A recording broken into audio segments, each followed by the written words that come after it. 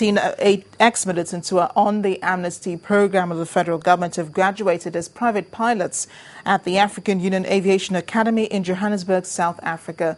The special advisor to the president on Niger Delta, Mr. Kingsley Kuku, who was at the presentation of certificates to the students, reaffirmed the commitment of the government to empower the ex-militants to enable them contribute their quota to the development of the nation's economy.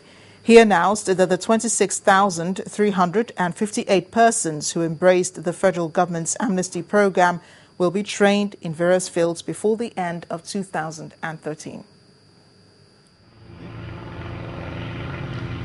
It was a demonstration of skill and competence as 18 student pilots under the federal government's amnesty program received their private pilot's license in South Africa, while many others were decorated for flying aircrafts unaccompanied by the instructors. The special advisor to the president on Niger Delta and chairman of the amnesty program, who was flown by one of the student pilots at the Grand Central Airport in Midrand, expressed the plan by the government to ensure that Nigeria dominates the aviation industry soon.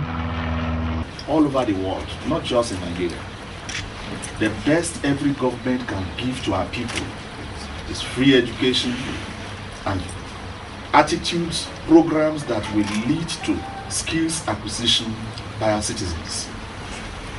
Anything beyond that, if you do well, your individual competence, talent, luck and opportunities will also go with you.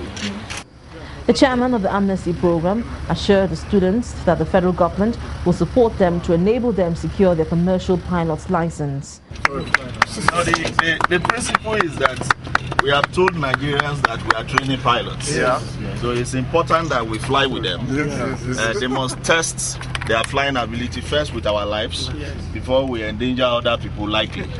So that is why I have done this. Some of the students who received their private pilot's license and others who achieved a solo feat spoke on their challenges and expectations.